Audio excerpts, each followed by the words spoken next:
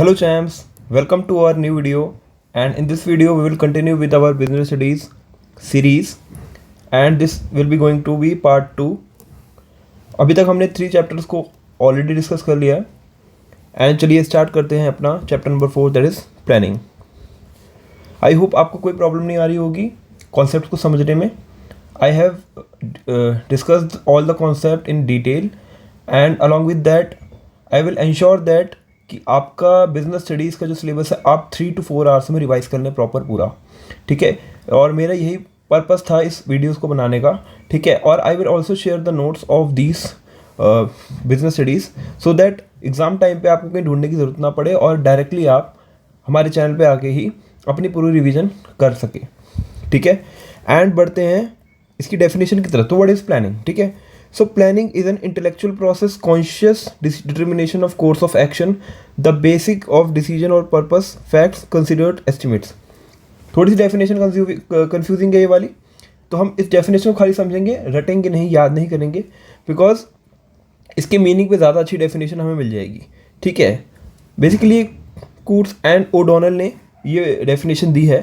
तो ये एक इंटेलेक्चुअल प्रोसेस है कॉन्शियस डिटर्मिनेशन के साथ, यानी हम प्रॉपर अपने माइंड का यूज़ करके डिसीजन लेते हैं, एक प्रॉपर कोर्स ऑफ एक्शन को फॉलो करते हैं. ठीक है, अपना डिसीजन लेते हैं on the basis of purpose, facts और कंसीडर्ड एस्टिमेट्स. ठीक है, आई मुझे नहीं पता है आपको ये डेफिनेशन अच्छे से क्लियर नहीं हुई है, तो हम इसकी मीनिंग की तरफ बढ़ते हैं. ठीक है, तो planning is a deciding in advance. हम पहले से ही एडवांस में डिसाइड कर लेते हैं कि what to do, how to do, किस तरीके से करना है और कैसे करना है. ठीक है, and it is one of the basic managerial functions. किसी भी ऑर्गेनाइजेशन में किसी भी मैनेजमेंट के अगर फंक्शंस की बात करेंगे तो वहाँ पे प्लानिंग बहुत इंपॉर्टेंट रोल प्ले करता है. ठीक है, तो it involve setting objectives, developing appropriate course of action to achieve this objectives. Plan क्या रहता है? Plan is to develop, has to have a given time frame, but time is limited resource, it needs to be utilize judiciously. देखिए, अगर हमें कोई काम करना है तो उसके लिए रिक्वायर्ड है सबसे इंपॉर्टेंट टाइम, बट टाइम हमारा जो है लिमिटेड है. तो इस वजह से टाइम को जुडिशियसली यूज़ करने के लिए हम प्लानिंग करते हैं, अपने रिसोर्स को बचाने के लिए, अपनी कॉस्ट को बचाने के लिए, अपने टाइम को बचाने के लिए. ओके, तो इम्पोर्टेंस क्या है प्लानिंग की, पहले तो वो समझते हैं. ठीक है, तो प्लानिंग जो है प्रोवाइड करता है डायरेक्शन. ठीक है, planning provides direction. Planning reduces the risk of uncertainty. अगर हमने पहले से डिसाइड कर रखा है तो अनसर्टेनिटी जो रिस्क है वो कम हो जाएगा फ्यूचर में जाके. ठीक है, बिकॉज हम ऑलरेडी प्लान्ड है, हर चीज़ के लिए, कोई भी सिचुएशन के लिए हम प्लान्ड है. Planning reduces wasteful activities. ठीक है, हम प्रॉपर हमारा प्लानिंग होगा तो हम कॉस्ट कटिंग करके चलेंगे. ठीक है, किस तरीके से किस रिसोर्स को कहाँ पे पुट करना है, चाहे वो ह्यूमन रिसोर्स हो चाहे वो मटेरियल रिसोर्स हो. प्लानिंग प्रोमोट करता है इनोवेटिव आइडियाज़ को, क्योंकि प्लानिंग के प्रोसेस के टाइम पे हम बहुत ज़्यादा इंटेलेक्चुअल बात करते हैं कि किस तरीके से करना है, तो वहाँ पे नए नए आइडियाज़ की बात होती है. ठीक है, नए नए आइडियाज़ निकल के आते हैं. प्लानिंग फैसिलिटेट करता है डिसीजन मेकिंग में. ठीक है, हेल्प करता है हमें कि किस तरीके से हमें ऑर्गेनाइजेशनल डिसीजन लेने चाहिए. और प्लानिंग स्टैब्लिश करता है स्टैंडर्ड्स फॉर कंट्रोलिंग. ठीक है, किस तरीके से हमें रिसोर्स को, ह्यूमन रिसोर्स को कंट्रोल करके रखना है और रिसोर्स को किस तरीके से कंट्रोल्ड मैनर में यूज़ करना है. तो ये तो हमने जाने की इंपॉर्टेंस क्या प्लानिंग की. ठीक है, इसको हम थोड़ा सा डिटेल में पढ़ लेते हैं कि प्लानिंग जो है डायरेक्शन प्रोवाइड करता है किस तरीके से. By staying in advance how the work is to be done, planning provide direction for action. Planning reduce करता है रिस्क ऑफ अनसर्टेनिटी. किस तरीके से? Planning is an activity which enables a manager to look ahead, anticipate changes, कि क्या होना चाहिए, क्या रिस्क हो सकते हैं फ्यूचर में. तो इस वजह से कह सकते हैं कि रिस्क ऑफ अनसर्टेनिटी को हम पहले से एज्यूम कर रहे हैं और उसको कम करने की कोशिश कर रहे हैं. प्लानिंग रिड्यूस करता है ओवरलैपिंग एंड वेस्टफुल एक्टिविटीज़. अगर हम पहले से प्लान करके चलेंगे तो किस रिसोर्स को कहाँ पुट करना है, तो इससे क्या होगा, ओवरलैपिंग नहीं होगी. क्या एक ही काम को 2 बंदे नहीं करेंगे. ऑल्सो वेस्टफुल एक्टिविटीज़ रिड्यूस होंगी. तो प्लानिंग सर्व करता है as a basis for coordinating the activities and efforts of different divisions, departments and individuals. Planning जो है प्रमोट करता है इनोवेटिव आइडियाज़ को. ठीक है, प्लानिंग एक फर्स्ट फंक्शन ऑफ मैनेजमेंट है और मैनेजर्स को अपॉर्चुनिटी मिलती है कि वो डेवलप करें अपने न्यू आइडियाज़ को, ठीक है, और उनके न्यू आइडियाज़ को कॉन्क्रीट शेप मिलने में भी हेल्प होती है. प्लानिंग जो है फैसिलिटेट करता है डिसीजन मेकिंग में, क्योंकि प्लानिंग इन्वॉल्व करता है target setting, predicting future conditions, जो हेल्प करती हैं एक रेशनल, एक अच्छा डिसीजन लेने में. रैशनल डिसीजन वो डिसीजन होता है जहाँ पे हम हर चीज़ को ध्यान रखते हुए काम करें. ठीक है, चाहे वो हमारी रिसोर्स की बात हो, हमें रिसोर्स का एफिशिएंट और इफेक्टिव यूटिलाइजेशन किस तरीके से करना है, ठीक है। चाहे वो कोर्स ऑफ एक्शन, मतलब कितने टाइम पीरियड में वो प्लानिंग वो काम को अचीव करना है, तो इन सब में हेल्प करता है। तो यहाँ पे हमें क्या लेना है, डिसीजन लेना है। तो हेल्प करता है कि डिसीजन किस तरीके से लिया जाए। और प्लानिंग स्टेब्लिश करता है स्टैंडर्ड्स फॉर कंट्रोलिंग, किस तरीके से, क्योंकि प्लानिंग प्रोवाइड करता है standard against which the actual performance is measured, कि किसके ऊपर हम मेजर करेंगे। देखिए, अगर हम कोई काम कर रहे हैं और हमने पहले से कोई स्टैंडर्ड सेट नहीं करा है, तो हम कंपेरिजन कैसे करेंगे कि हमने वो स्टैंडर्ड अचीव किया कि नहीं किया। इसी वजह से प्लानिंग जो है ना, हमें स्टैंडर्ड क्रिएट करने में भी हेल्प करता है, स्टैंडर्ड फॉर कंट्रोलिंग क्रिएट करने में हेल्प करता है, ठीक है। अगर हम फीचर्स ऑफ प्लानिंग की बात करें, ठीक है, तो पहला फीचर है प्लानिंग फोकस करता है अचीविंग ऑब्जेक्टिव्स। बेसिक पर्पस है achieving objective. Planning is a primary function of management, ये एक प्राइमरी फंक्शन है मैनेजमेंट का। प्लानिंग इज परवेसिव, हर जगह प्लानिंग की रिक्वायरमेंट होती ही होती है। जिस तरीके से हमने मैनेजमेंट की डेफिनेशन पढ़ा था कि मैनेजमेंट इज परवेसिव, उसी तरीके से planning is also pervasive. Planning is a continuous process, ठीक है। एक साल के लिए प्लान किया, जैसे वो कंप्लीट हुआ, प्लान अचीव हुआ हमारा, अगेन हम प्लानिंग करेंगे, क्योंकि ऑर्गेनाइजेशन जो है वो चलती रहनी चाहिए, कॉन्टिन्यूस प्रोसेस है। प्लानिंग एक फ्यूचरिस्टिक है, क्योंकि हम फ्यूचर को अज्यूम कर रहे हैं, इस वजह से फ्यूचरिस्टिक है। विजन ओरिएंटेड है। प्लानिंग जो है डिसीजन मेकिंग में हेल्प कर, जैसे कि हमने अभी पढ़ा कि planning helps in decision making. और प्लानिंग एक मेंटल एक्सरसाइज है, क्योंकि इस टाइम पे एक्चुअली हम काम नहीं कर रहे, बट काम किस तरीके से करना है उसको, उसका टाइम, उसका फ्रेमिंग क्रिएट कर रहे हैं। तो वहाँ पे हमारे को जो है माइंड की बहुत ज़्यादा रिक्वायरमेंट होती है, इस वजह से ये मेंटल एक्सरसाइज कह सकते हैं। तो प्लानिंग फोकस करता है अचीविंग ऑब्जेक्टिव, क्योंकि ऑर्गेनाइजेशन सेट करती है जनरल गोल्स को, स्पेसिफिक गोल्स को, प्लान्स के साथ एक्टिविटीज, और हमें उनको अचीव करना है गोल्स को, ठीक है। तो अचीव करना main is the objective. Planning एक प्राइमरी फंक्शन ऑफ मैनेजमेंट है, क्योंकि प्लानिंग ले डाउन करता है base for the other functions of management. Planning एक परवेसिव फंक्शन है, बिकॉज प्लानिंग रिक्वायर्ड होती है all levels of management as well as all departments in the organization. Planning जो है कॉन्टिन्यूस है। Continuity of planning is related with planning cycle, ठीक है। It means that a plan is framed, उसको implement किया, उसको फॉलो किया, फिर अदर प्लान बनाया और फिर उसके ऊपर वर्क किया। प्लानिंग एक फ्यूचरिस्टिक है, क्योंकि पर्पस जो है प्लानिंग का वो है म्यूट करना फ्यूचर इवेंट्स को, इफेक्टिवली करना, बेस्ट एडवांटेज के साथ करना ऑफ एन ऑर्गेनाइजेशन। और प्लानिंग इन्वॉल्व करता है forecasting of future events. Planning involve करता है डिसीजन मेकिंग को।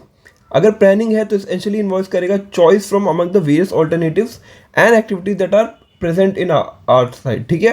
और प्लानिंग एक मेंटल एक्सरसाइज, मैंने बताया कि यहाँ पे रिक्वायरमेंट है, क्योंकि हम माइंड को इन्वॉल्व करते हैं फॉर द फोरसाइट, यानी फॉर द फ्यूचर एंटिसिपेशन। देखिए, हमने फायदे पढ़े प्लानिंग के, बट कुछ लिमिटेशंस भी होंगी प्लानिंग की। तो प्लानिंग की लिमिटेशन क्या है, प्लानिंग ना रिजिडिटी लाता है। देखिए, अगर हमने कोई प्लान डिसाइड कर लिया तो हमें उसको फॉलो करना है, तो इस तरीके से कह सकते हैं कि इस केस में रिजिड है वो। प्लानिंग जो है not work in dynamic environment, क्योंकि प्लानिंग ऑलरेडी सेट होता है, रिजिड होता है, ठीक है। तो वो डायनेमिक यानी चेंजिंग एनवायरनमेंट में करना थोड़ा सा पॉसिबल नहीं है। प्लानिंग रिड्यूस करता है क्रिएटिविटी को, ठीक है। अगर हम प्रोसेस के बीच के अंदर कुछ क्रिएटिव लाना चाहें तो नहीं ला सकते, बिकॉज ऑलरेडी जो हमने प्लानिंग करा है हमें उसको पहले अचीव करना है ना। प्लानिंग इन्वॉल्व करता है ह्यूज कॉस्ट, ठीक है। किस तरीके से करता है अभी डिस्कस करेंगे। प्लानिंग एक टाइम कंज्यूमिंग प्रोसेस है, टाइम तो लगता है यार प्लानिंग करने में। और planning does not guarantee success, ऐसा नहीं है कि आपने प्लान बनाया उसको अचीव कर लिया तो क्या वो सक्सेस हो गई होगा, ठीक है। तो ये can be called that these are the limitations. तो प्लानिंग लीड टू रिजिडिटी, क्योंकि एक ऑर्गेनाइजेशन में वेल डिफाइंड प्लान जो होता है वो ड्रॉन होता है विद स्पेसिफिक गोल्स, जिसको हमें अचीव करना होता है विद इन स्पेसिफिक टाइम। लेकिन managers may not be in a position to change it, तो उसको चेंज नहीं कर सकते, इस वजह से रिजिड होता है। प्लानिंग में not work in dynamic environment. Planning is based on anticipation of future happenings, और सिंस फ्यूचर इज अनसर्टेन, कुछ किसी को पता है तो नहीं कि फ्यूचर में क्या होगा, अनसर्टेन है, डायनेमिक है, चेंज होता रहता है। So organisation need to adopt itself to changes. लेकिन प्लानिंग जो है वो नहीं कर पाता कि किस तरीके से डायनेमिक होंगे आगे, इस वजह से वो फ्यूचर इवेंट्स को इफेक्टिवली कह सकते हैं फोर्स ही नहीं करता, इसलिए वो डायनेमिक एनवायरनमेंट के साथ कभी कभी वर्क नहीं करता, ठीक है। मैंने कभी कभी बोला, कभी कभी वर्क नहीं करता, बिकॉज ज़्यादातर प्लानिंग प्रोसेस में हम इस तरीके से फोर्स ही कर लेते हैं कि क्या होना चाहिए। प्लानिंग जो है क्रिएटिविटी को रिड्यूस करता है, किस तरीके से, देखो टॉप लेवल मैनेजमेंट ने जो प्लानिंग बना दी, मिडिल लेवल मैनेजर को उसको फॉलो करना है, ठीक है। और they not allowed to deviate from the plan and thus creativity of these managers get reduced. Planning involve करता है बहुत ज़्यादा कॉस्ट को, ह्यूज कॉस्ट को, because huge cost are involve in the formulation of plan. Detail plan require करता है scientific calculations को, और हमें डेटा की रिक्वायरमेंट भी होती है। प्लानिंग जो है एक टाइम कंज्यूमिंग प्रोसेस है, क्योंकि many aspects need to be considered while formulating a plan, hence it is very time consuming process. Planning does not guarantee success, because success of an enterprise is possible only when plans are properly drawn and implemented. So managers tend to apply the previously tried and tested plans, but the plan successful before may not be successful in all situations. कह सकते हैं कि कोई plan हमने choose किया जो कि पहले सक्सेसफुल हुआ, बट ज़रूरी नहीं कि वो आगे फ्यूचर में भी सक्सेसफुल होगा. अगर प्लानिंग प्रोसेस की बात करें, ठीक है, तो प्लानिंग प्रोसेस कंसिस्ट होता है, पहले तो हम सेटिंग ऑब्जेक्टिव्स, फिर डेवलपिंग प्रीमाइसेस, फिर identifying alternate course of action, evaluating the course of action, selecting the best alternative, implementing the plan and follow up action. ठीक है, ये सारी चीज़ें जो हमारी हैं वो हमारी आती हैं प्लानिंग प्रोसेस में. ठीक है, प्लानिंग प्रोसेस में सारी चीज़ें आती हैं. तो एक एक करके देखते हैं कि सेटिंग ऑब्जेक्टिव्स का क्या meaning. Specify the objective that organization want to achieve, यानी कौन से ऐसे ऑब्जेक्टिव हैं जिसके ऊपर हम प्लान कर रहे हैं और जो ऑर्गेनाइजेशन को अचीव करने हैं. ठीक है, set objective for the entire organization and each department, unit and employees. State the objectives of the organization very clearly. Determine करते हैं how all department would contribute towards the overall objective. ठीक है, objective have to be percolate down to each unit and employees at all levels so that understand how actions would contribute towards achieving the objective. यानी जो भी objective लिए जा रहे हैं वो नीचे every level of the organization, जो organization के each and every level पे काम कर रहा है उसके पास पता होना चाहिए उसको. ठीक है, अंडरस्टैंड होना चाहिए कि क्या ऑब्जेक्टिव है, उसके एक्शन कंट्रीब्यूट करने चाहिए उस ऑब्जेक्टिव को अचीव करने के लिए. Manager must contribute ideas and participate in the objective setting process. यानी मैनेजर्स को है कंट्रीब्यूट करना है अपने आइडियाज़ को, पार्टिसिपेट करना है ऑब्जेक्टिव मेकिंग प्रोसेस में. एग्जाम्पल कह सकते हैं, मान लो सेल्स टारगेट है. ठीक है, तो सेल्स टारगेट कितना है उसको अचीव करना है ना हमें, वो एक ऑब्जेक्टिव है. तो वो हर ऑर्गेनाइजेशन के हर बंदे को पता होना चाहिए कि ये टारगेट है, हमें ये अचीव करना है. अगर हम कोई नया प्रोडक्ट लॉन्च कर रहे हैं, बिजनेस एक्सपेंशन कर रहे हैं अलग टेरिटरीज में, all the things can be considered as a part of setting objectives. Second है developing premises.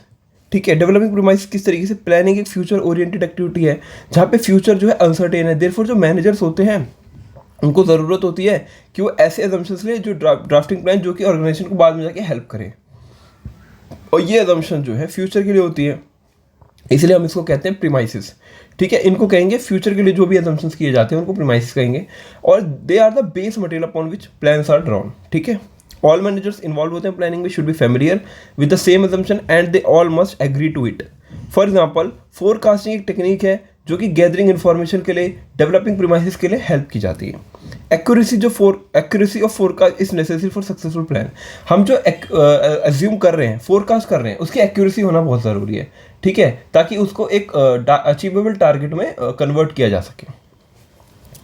Identifying alternate course of action. ठीक है, ऑल्टरनेटिव कोर्स ऑफ एक्शन को आइडेंटिफाई करना भी रिक्वायरमेंट है, क्योंकि once the objective are set, assumptions are made, then alternative course of action is determined. यानी managers को आइडेंटिफाई करनी है चाहिए कि ऑल्टरनेट कोर्स ऑफ एक्शन क्या होगा अगर ये इस तरीके से हम नहीं कर पाए तो, for achieving the objective of the organisation.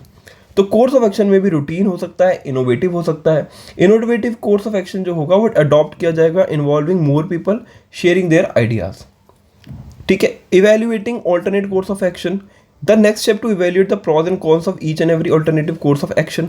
ठीक है, पॉजिटिव और नेगेटिव एस्पेक्ट्स जो होते हैं, each proposal is to be evaluated keeping in the view the objective to be achieved. यानी जो ऑब्जेक्टिव हमें अचीव करने हैं उनको माइंड में पहले से कंसिडर करके रखना चाहिए. ठीक है, जैसे कि फाइनेंशियल डिसीजन हो गया, रिस्क रिटर्न ट्रेड ऑफ जो है वो इंपॉर्टेंट है, बिकॉज रिस्की अगर इन्वेस्टमेंट होगी तो हाई रिटर्न्स होंगे, लेकिन उसको इवेल्युएट करना, सच प्रपोज को डिटेल्ड कैलकुलेशन करना, अर्निंग्स की, टैक्सेस की, क्या अर्निंग पर शेयर होगा, सब चीज़ें रिक्वायरमेंट हैं. ठीक है, selecting the best alternative.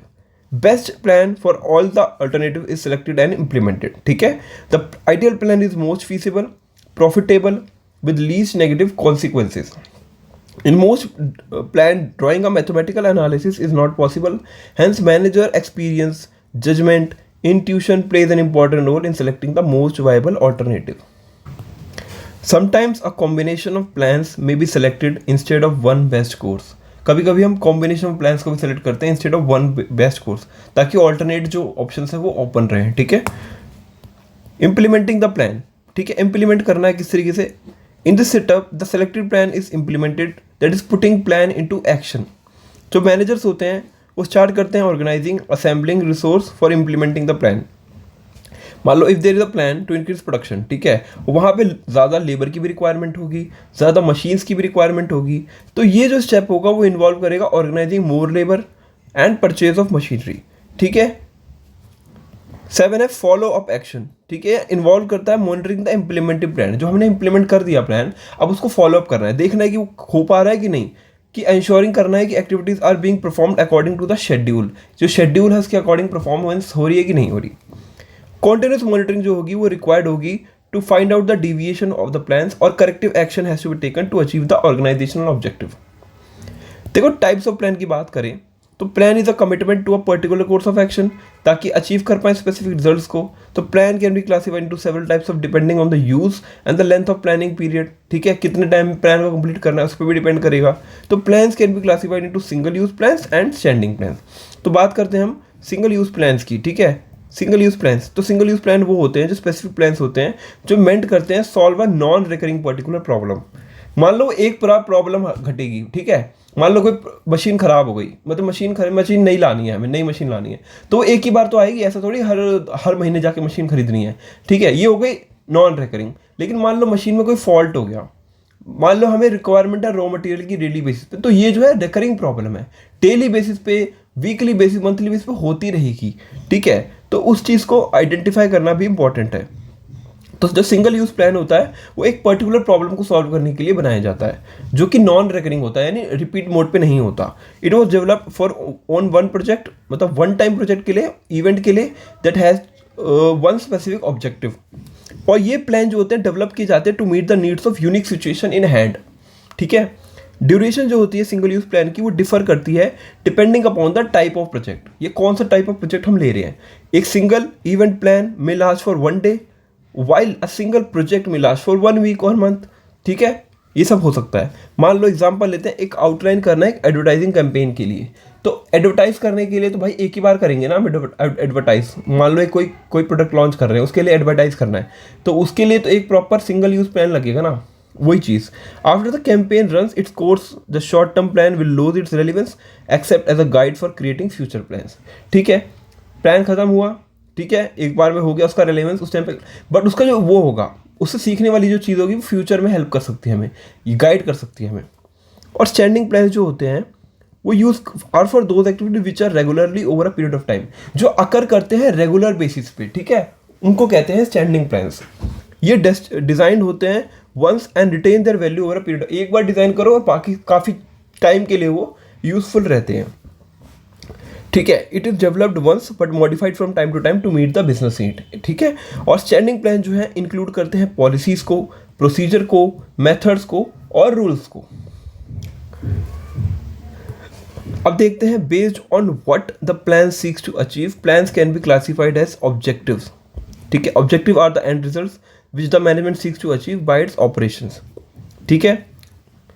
Strategy, strategy refers to future decisions defining the organisation direction and scope in the long run, कि क्या डिसीजन होने चाहिए फ्यूचर में, ठीक है, और क्या ऑर्गेनाइजेशन के डायरेक्शन और scope in the long term होने चाहिए, ठीक है। मान लो एग्जांपल लिखते हैं selection of a medium of advertisement, कि किस तरीके से हम एडवर्टीजमेंट करनी है, ठीक है, वो एक मीडियम डिसाइड कर लिया।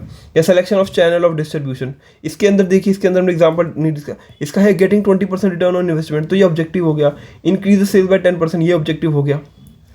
तो ऑब्जेक्टिव जो है क्लियर होना चाहिए और अचीवेबल भी होना चाहिए। ऐसा नहीं हमने बना तो दिया प्लान, क्लियर है लेकिन अचीव ही नहीं कर पा रहे हो, तो अचीव करने लायक ही नहीं है, अचीवेबल भी होना चाहिए वो प्लान। पॉलिसी जो है, पॉलिसीज आर जर्नल स्टेटमेंट्स होती हैं जो गाइड करती हैं थिंकिंग को, चैनलाइज करती हैं एनर्जीज को टुवर्ड्स अ पर्टिकुलर डायरेक्शन, वो प्रोवाइड करती है बेसिस फॉर इंटरप्रेटिंग स्ट्रेटजी, ठीक है। और इसका एग्जांपल है selling goods on cash basis only, purchasing decisions etcetera, ठीक है। तो ये प्रॉपरली हमने डिफाइन कर दिया कि इस तरीके से पॉलिसी की सेलिंग हमें करनी है लेकिन कैश बेस पे करनी है, तो ये हमारी पॉलिसी का पार्ट हो गया।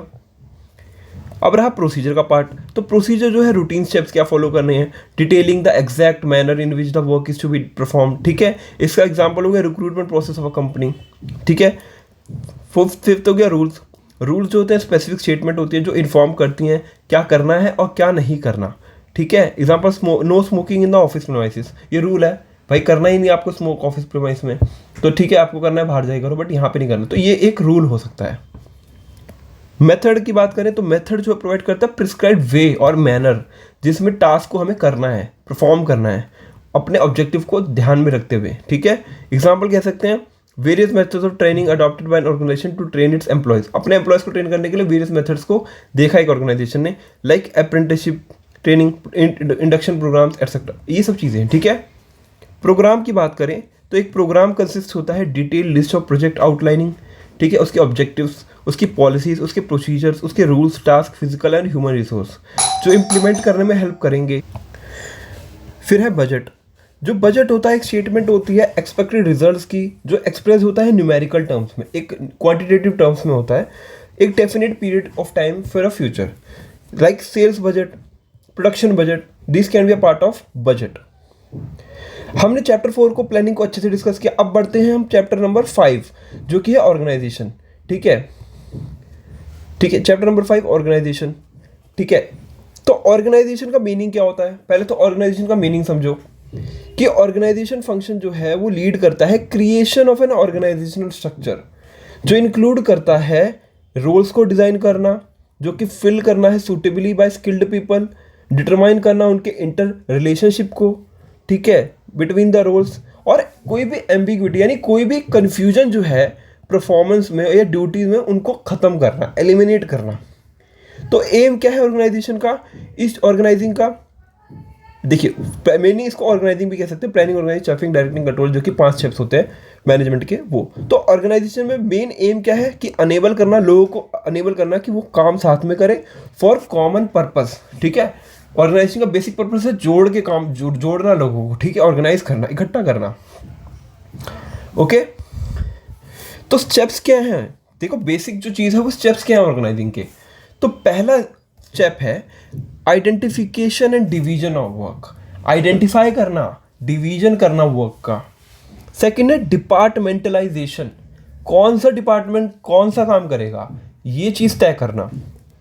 असाइनमेंट ऑफ ड्यूटीज़, क्या ड्यूटीज़ किस डिपार्टमेंट को परफॉर्म करनी है, और अनेबल करना रिपोर्टिंग रिलेशनशिप्स को, कि क्या कौन से किस तरीके से रिपोर्ट किया जाएगा रिस्पॉन्सिबिलिटीज को, रिलेशनशिप्स को। पहला है identification of division, identification division of work, क्या है इसका मतलब। जो फर्स्ट स्टेप है प्रोसेस का ऑर्गेनाइजिंग का, वो इन्वॉल्व करता है identifying dividing the work in accordance with the pre determined plans, ठीक है। डिवीजन ऑफ वर्क का बेसिक पर्पस कह सकते हैं कि पहली बात तो देखो आइडेंटिफाई करना है हमें कि कौन सा पर्सन कौन सा काम में एक्सपर्ट है, तभी तो हम डिवीजन ऑफ वर्क कर पाएंगे कि हाँ इस चीज़ को, इस वर्क को इनको देना है, इस वर्क को इनको देना है। तो पहले तो आइडेंटिफाई करना, डिवाइड करना वर्क को according with pre determined plans, और अकॉर्डिंग टू प्लान्स भी फॉलो करने हैं। तो वर्क जो है डिवाइड होगा इनटू मैनेजेबल एक्टिविटीज़। देखो प्लान, देखो मान लो एक बहुत बड़ा प्लान दे रखा है, लेकिन हम प्लान को एक साथ तो अचीव नहीं कर सकते, हमको इसको तोड़ना पड़ेगा, ठीक है, टारगेट्स में, कि पहले ये टारगेट होगा, फिर ये टारगेट होगा, फिर ये टारगेट होगा। तो उसके हिसाब से हमें मैनेजेबल बनाना पड़ेगा ना उनका, उसको प्लान को है, ताकि वो एक्टिविटीज़ अचीव हो पाए। तो कह सकते हैं डिवाइड करना इनटू मैनेजेबल एक्टिविटीज, यानी कर सके वैसा एक्टिविटीज़ में कन्वर्ट करना, so that duplication of work ना हो और बर्डन ऑफ वर्क जो है वो शेयर्ड हो जाए, ना कि किसी एक ही पर्सन पे पड़े, सब लोग बर्डन को शेयर करें और मिलजुल के काम करें, ठीक है। सेकंड है डिपार्टमेंटलाइजेशन, यानी वर्क एक बार डिवाइड हो गया इनटू स्मॉल एक्टिविटीज़ या सिमिलर रिलेटेड जॉब्स में are group together, this grouping जो होती है ना उसी को हम डिपार्टमेंटलाइजेशन कहते हैं, ठीक है। मान लो ये जो है एक प्लान है, और ये वाला जो काम है मान लो मैन्युफैक्चरिंग का है, तो ये प्रोडक्शन करेंगे, ठीक है, ये करेंगे उस पर लेबलिंग, ये करेंगे स्टोर करेंगे, ये डिपार्टमेंट करेगा डिस्ट्रीब्यूशन। तो इस तरीके से डिपार्टमेंट क्रिएट कर दिए और डिपार्टमेंटलाइजेशन हो गया। असाइनमेंट ऑफ ड्यूटीज़, ठीक है, यानी इंपॉर्टेंट है कि क्लियरली बताएं work of different job positions क्या है, किस तरीके से एलोकेट होगा work according to the employees. अगर एक डिपार्टमेंट फॉर्म हो गया तो इंडिविजुअल डिपार्टमेंट हेड जो होते हैं वो अपॉइंट किए जाते हैं फॉर ईच डिपार्टमेंट्स, और वर्क जो है असाइन होना चाहिए उन लोगों को जो बेस्ट फिटेड हैं और परफॉर्म कर सकें उस काम को अच्छे से। एग्जाम्पल अगर फाइनेंस की जॉब है तो उस पर्सन को देनी चाहिए जो कि सीए हो या एमबीए फाइनेंस हो, तो वो पर्सन फाइनेंस का काम अच्छा करेगा। फोर्थ है इस्टेब्लिशिंग रिपोर्टिंग रिलेशनशिप। ठीक है, रिपोर्टिंग रिलेशनशिप स्टैब्लिश करना भी एक बहुत इंपॉर्टेंट टास्क है। देखिए, इस्टेब्लिशिंग अथॉरिटी, रिस्पॉन्सिबिलिटी, रिलेशनशिप जो हेल्प करती हैं क्रिएट करने में एक हायरार्किकल स्ट्रक्चर, और हेल्प करती हैं कोऑर्डिनेशन में among the various departments. Superior subordinate का अगर रिलेशन अच्छा होगा, ठीक है, और डिफरेंट जॉब पीपल और जॉब पोजिशन जो भी क्रिएटेड, तो एवरीबडी को पता होगा ना लोगों को कि हमें किसको रिपोर्ट करना है बेसिकली काम करने की। Every knows from whom she is to take orders, कहाँ से ऑर्डर लेने हैं, और होम और ही शी कैन इशू ऑर्डर्स। ठीक है, ये सब चीज़ें हमने पढ़ ली है। ठीक है, अब पढ़ते हैं हम इम्पोर्टेंस क्या है ऑर्गेनाइजिंग की। ये देखो, ये हेल्प करता है benefits of specialisation, clarity in working relationships, optimum utilisation of resources, effective administration, adaptation to change, development of personnel, expansion and growth. So first है benefits of specialization। ठीक है, अगर इंपॉर्टेंस की बात करें ऑर्गेनाइजिंग की, तो पहला है स्पेशलाइजेशन का बेनिफिट मिलता है ऑर्गेनाइजिंग में। ठीक है, किस तरीके से मिलता है? क्योंकि एक ऑर्गेनाइजेशन जो होती है वो लीड करती है systematic allocation of jobs among the workforce. ठीक है, और ये हेल्प करती है डिवीजन ऑफ वर्क में इनटू स्मॉलर जॉब्स, जिससे रिड्यूस करता है वर्कलोड, प्रोडक्टिविटी अच्छी होती है, परफॉर्मेंस अच्छी होती है, जिससे स्पेशलाइजेशन होता है। क्लैरिटी होती है वर्किंग रिलेशनशिप में। ऑर्गेनाइजिंग हेल्प करती है डिफाइनिंग ऑल द जॉब्स, और क्लैरिफाई करती है limits of authority and responsibility और ऑफ ईच जॉब, कि किस जॉब की क्या अथॉरिटी है, उसके बाद कितनी रिस्पॉन्सिबिलिटी है। तो ऑर्गेनाइजेशन हेल्प करती है। ठीक है, और हेल्प करती है क्रिएटिंग में एक हायरार्किकल ऑर्डर, जहाँ पे एनेबल करती है वो fixation of responsibility and specification of the extent of authority, जो कि एक एम्प्लॉय एक्सरसाइज करता है। थर्ड है ऑप्टिमम यूटिलाइजेशन ऑफ रिसोर्सेज। किस तरीके से? क्योंकि ये लीड करती है usage of all natural resources, financial resources and human resources. जो प्रॉपर असाइनमेंट अगर जॉब का होगा तो डुप्लीकेशन ऑफ वर्क नहीं होगा और वेस्टेज मिनिमाइज होगी रिसोर्स की। फोर्थ है इफेक्टिव एडमिनिस्ट्रेशन में हेल्प करती है, क्योंकि क्लियर डिस्क्रिप्शन देती है जॉब का, रिलेटेड ड्यूटीज़ का, जो कि हेल्प करता है कि हम कन्फ्यूजन को अवॉइड करें, डुप्लीकेशन ऑफ वर्क को अवॉइड करें। क्लैरिटी मिलती है वर्किंग रिलेशनशिप में, जिससे प्रॉपर एग्जीक्यूशन होता है वर्क का और रिजल्ट होता है इन इफेक्टिव एडमिनिस्ट्रेशन। ठीक है, आई थिंक ये इफेक्टिव एडमिनिस्ट्रेशन है, गलती से इफेक्टिव एडमिनिस्ट्रेशन में हेल्प करता है। ठीक है, adaptation to change. The process of organising वो फ्लेक्सिबल होती है, जो अलाउ करती है बिजनेस एंटरप्राइज को कि वो अकोमोडेट कर पाए चेंजेस किसी भी बिजनेस एनवायरनमेंट के, और प्रोवाइड करती है स्टेबिलिटी किसी भी एंटरप्राइज को। ठीक है, डेवलप करती है पर्सोनल, डेवलपमेंट ऑफ पर्सोनल।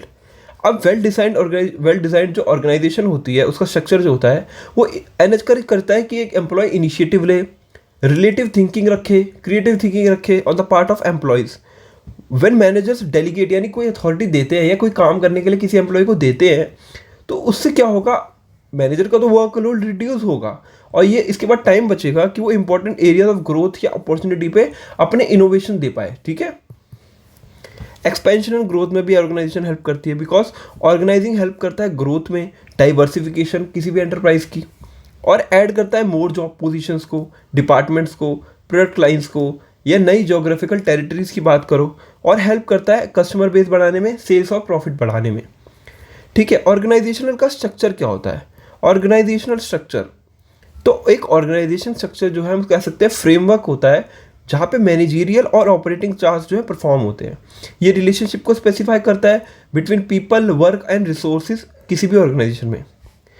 एक ऑर्गेनाइजेशन स्ट्रक्चर में बहुत सारी पोस्ट क्रिएट की जाती हैं जो कि डिफरेंट काम करती हैं, ताकि वो एक अटेन कर पाएँ प्री डिटरमाइंड ऑब्जेक्टिव जो कि हम प्लानिंग के दौरान बनाया है। और ये स्ट्रक्चर जो है बेसिक फ्रेमवर्क प्रोवाइड करता है मैनेजर्स को और उनके एम्प्लॉयज़ को, ताकि वो उन फंक्शंस को परफॉर्म कर पाएँ। तो स्पैन जो होता है मैनेजमेंट का, कह सकते हैं नंबर ऑफ सबऑर्डिनेट जो कि इफेक्टिवली मैनेज कर सकता है एक सुपीरियर।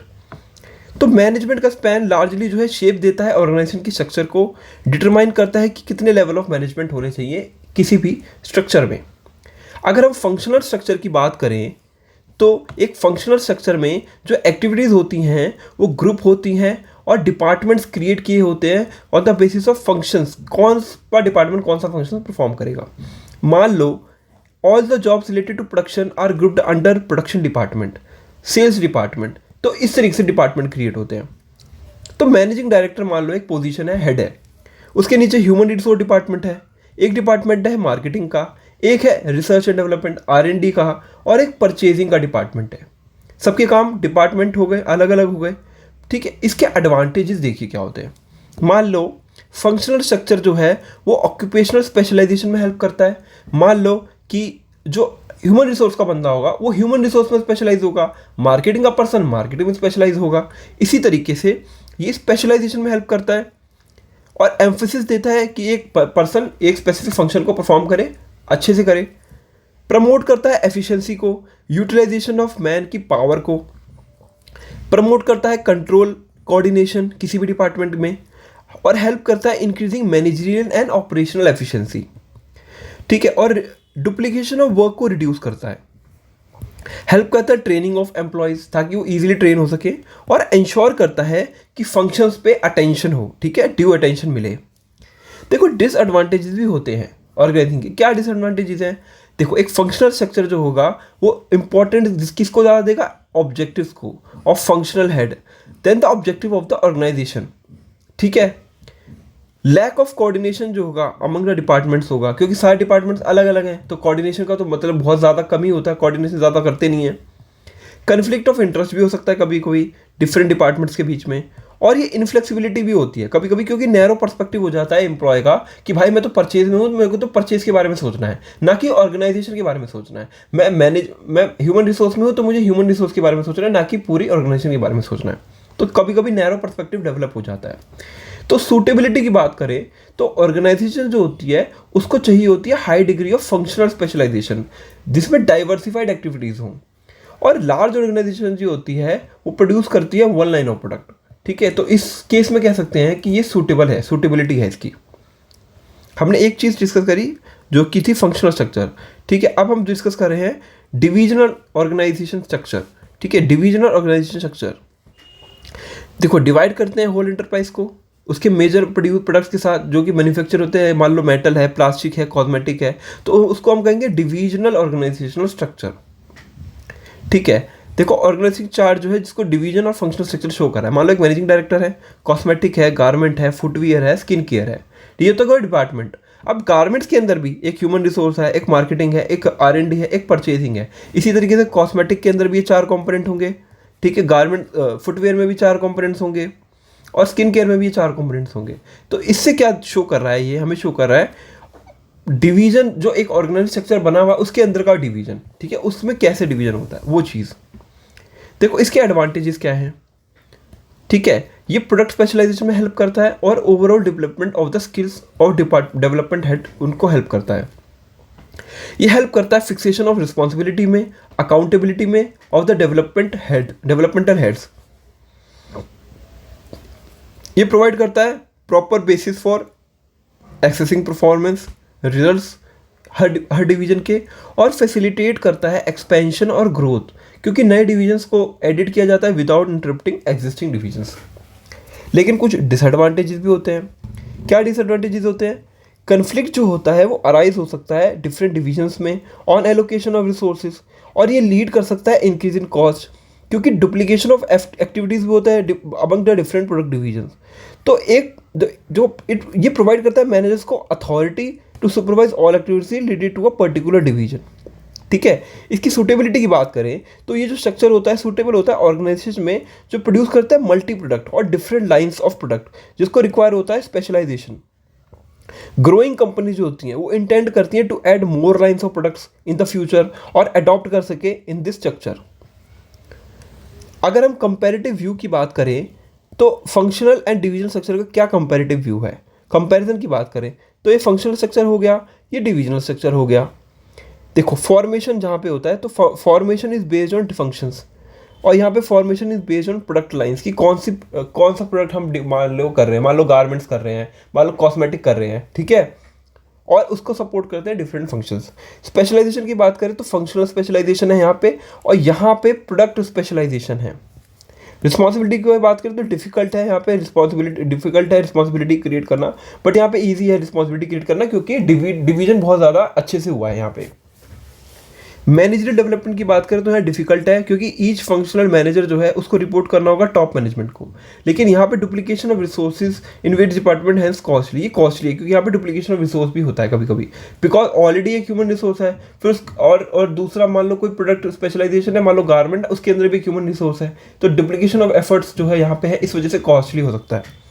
कॉस्ट की बात करें तो फंक्शन जो है नॉट डुप्लीकेटेड हैंस इकोनॉमिकल है यहाँ पे, ठीक है, मैनेज हो सकते हैं, ठीक है।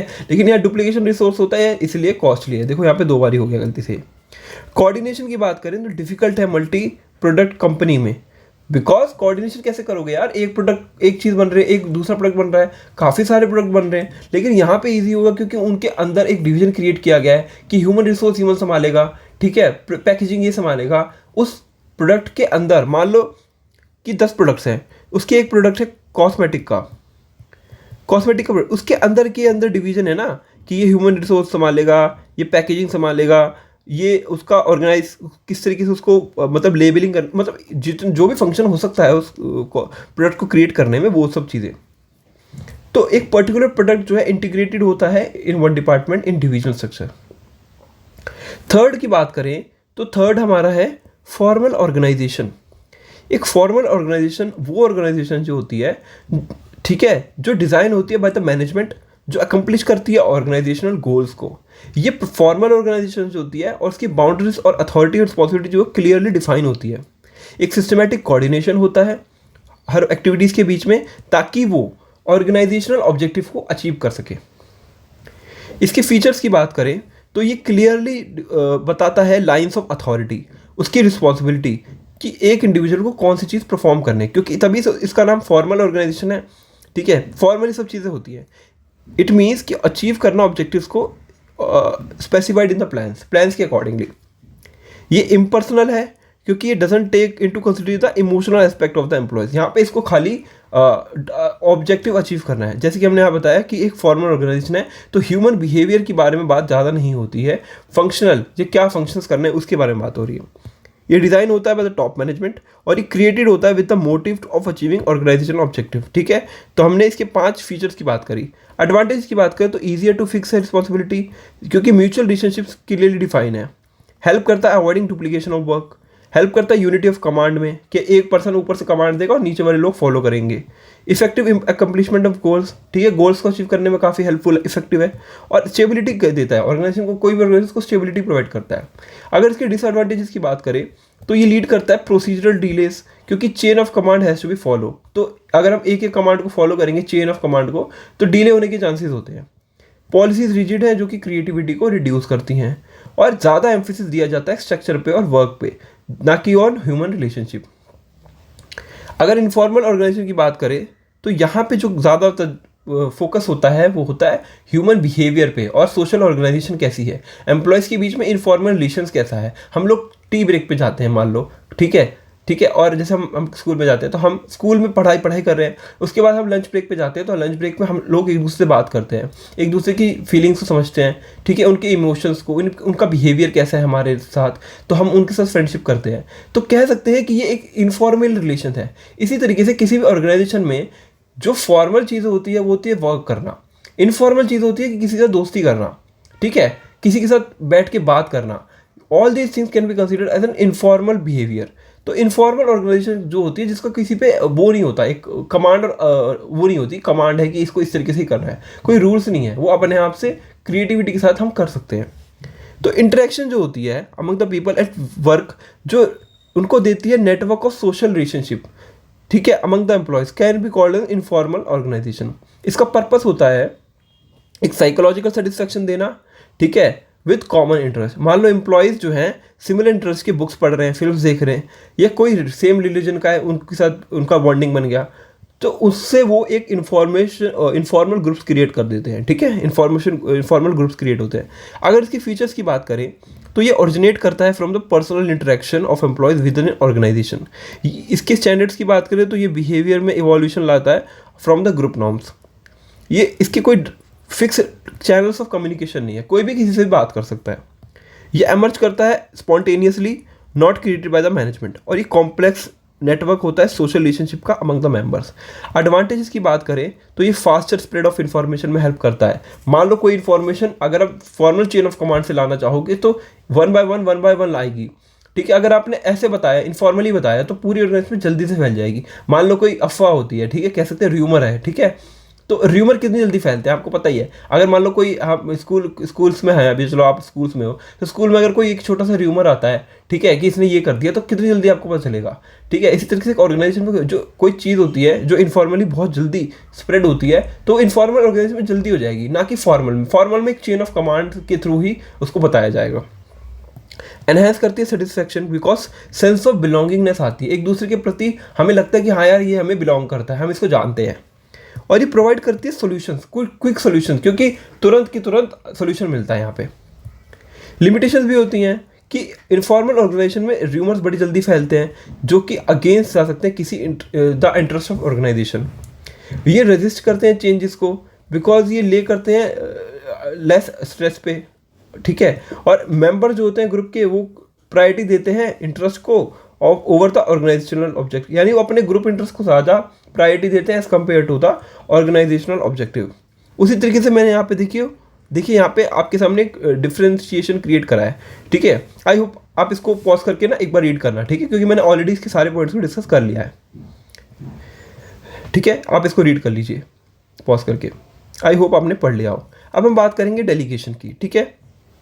तो डेलीगेशन ऑफ अथॉरिटी मेयरली क्या मतलब होता है, ग्रांटिंग अथॉरिटी टू सबऑर्डिनेट, यानी एक मैनेजर जो है, मान लो कोई ऊपर का बंदा है टॉप का, वो नीचे अपनी अथॉरिटी दे रहा है कि भाई मेरी बजाय तुम काम कर लो ये वाला, तो ये क्या हो गया, डेलीगेशन करना अपनी अथॉरिटी को, ताकि वो ऑपरेट कर पाए विद इन प्रिस्क्राइब्ड लिमिट्स। ये थियो हेमन ने दिया था, ठीक है, ये वाला डेलीगेशन का डेफिनेशन। और अगर सिंपल डेफिनेशन की बात करें तो delegation refers to downward transfer of authority from superior to subordinate employees, ठीक है। ये प्री रिक्विजिट है एफिशिएंट फंक्शनिंग का किसी भी ऑर्गेनाइजेशन में, क्योंकि अनेबल करता है मैनेजर को ताकि वो यूज़ कर पाए अपना टाइम अपनी प्रायोरिटी एक्टिविटीज़ को।